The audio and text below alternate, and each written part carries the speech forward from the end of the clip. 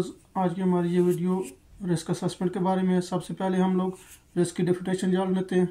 आप लोग ये वीडियो गौर से देखिएगा क्योंकि ये रिस्क और रिस्क असेसमेंट इसके बारे में अक्सर इंटरव्यूज़ में पूछा जाता है और हमारे बहुत सारे सेफ्टी वाले इसमें कंफ्यूज हो जाते हैं कि इसकी डेफिनेशन क्या है।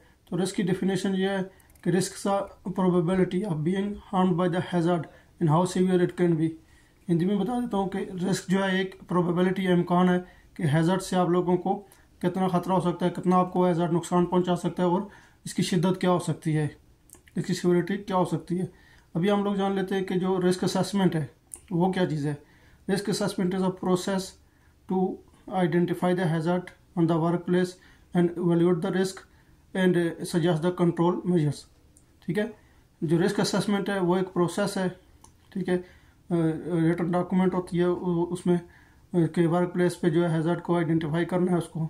ठीक है, उसके हैज़ार्ड से क्या रिस्क होता है उसको इवैल्यूएट करना होता है, रिस्क रेटिंग वगैरह करनी है। ठीक है, उसके बाद में जो कंट्रोल मेजर्स हैं उसको जज करना होता है। ये आप लोगों का रिस्क असेसमेंट की डेफिनेशन हो जाती है।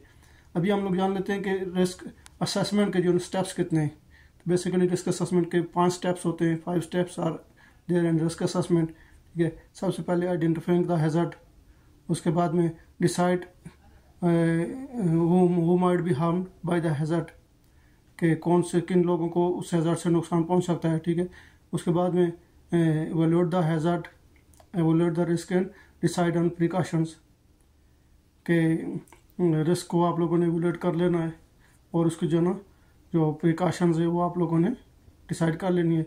रिकॉर्ड द फाइंडिंग्स, और उसके दौरान में रिस्क असेसमेंट के दौरान में आपकी जो फाइंडिंग होती है उसको आप लोगों ने रिकॉर्ड कर लेना है। और फिर रिव्यू द रिस्क असेसमेंट, और लास्ट जो स्टेप है उसको आप लोगों ने रिस्क असेसमेंट को रिव्यू कर देना है और इसको जो है ना अपडेट करते रहना है साथ साथ में, अगर ज़रूरी हुआ तो।